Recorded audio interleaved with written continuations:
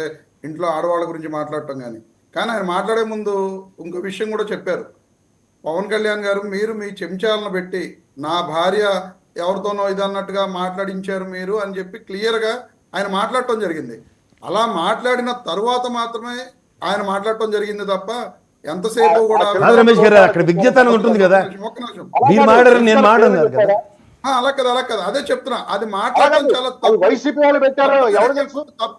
అతను మాట్లాడటం కరెక్ట్ అనేది మాత్రం నేను చెప్పట్లేదు. ఆయన మాట్లాడటం తప్పు, నేను కరెక్ట్ అని చెప్పట్లా.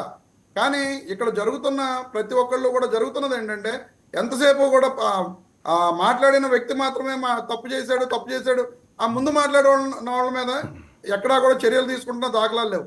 అలాగే ఇప్పుడు ఇంకో విషయం శాంతి ప్రసాద్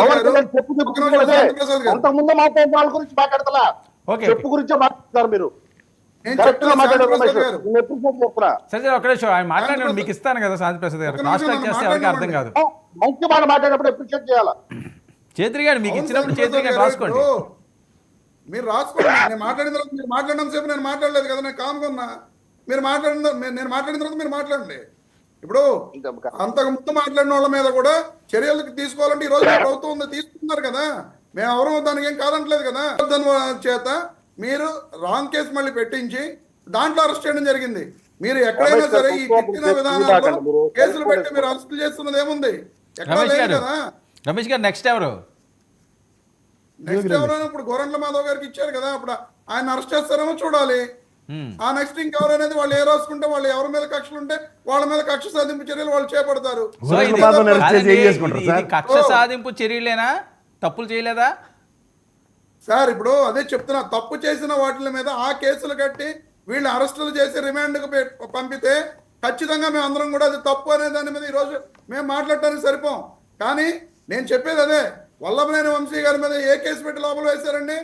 సత్యవర్ధన్ చేత మళ్ళీ దొంగ కేసు పెట్టించి లోపల వేశారు. ఈ రోజున పోసాని కృష్ణ వంశీ గారి మీద సత్యవర్ధన్ పెట్టలేదండి కేసు.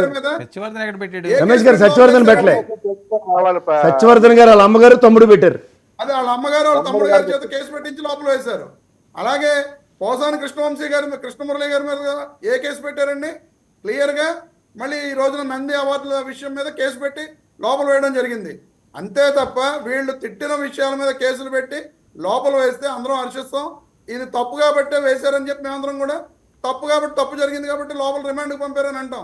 కానీ వీళ్ళు చేస్తున్నది కక్ష సాధింపు చర్యల్లో భాగంగా వేరే వేరే కేసులు పెట్టి రిమాండ్లోకి పంపుతున్నారు. ఎప్పుడో 2015లో నంది అవార్డులు అవి, ఈ రోజు నంది అవార్డులు కాదు, ఈ మధ్యన ఇచ్చిన నంది అవార్డులు కాదు. వాటి మీద మాట్లాడలా. మీరు ఎఫ్ఐఆర్ చూసారో లేదో, రిమాండ్ రిపోర్ట్ చూసారో లేదో, క్లియర్ గా నంది అవార్డుల కేసు మీద కేసు పెట్టి లోపల వేయడం జరిగింది. ఓకే అజయ్ ఏంటి ఇంత కక్ష సాధింపు చర్యలు? వాళ్ళు ఏదో చేశారని చెప్పి మీరు లబోదిబ్బమన్నారు. ఇప్పుడు మీరు కూడా అదే పని చేస్తున్నారట, అనవసరమైన కేసులన్నీ పెట్టి ఇరికిస్తున్నారు, వాళ్ళని ఇబ్బందులు పెడుతున్నారట, వయసులు కూడా చూడలేదట. పోసాని కృష్ణమురళి గారికి అనారోగ్యంతో ఉన్నారు.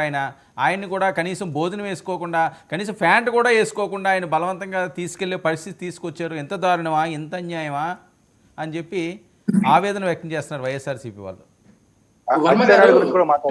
యాక్చువల్ గా మొన్న పోసాని కృష్ణ మురళి గారిని అరెస్ట్ చేసిన దగ్గర నుంచి కూడా వైఎస్ఆర్సీపీ పార్టీలో చాలా మంది మేధావులు బయటకు వచ్చి ఏం మాట్లాడారంటే 64 సంవత్సరాలండి ఆ పెద్ద మనిషికి, 66 బాబు, కనీసం బట్టలు కూడా వేసుకునేవ్వలేదు. ఆయన నీట్ గా తెల్ల సొక్క ఇస్త్రీ చేసిన ప్యాంట్ వేసుకుని బయటకు వచ్చాడండి.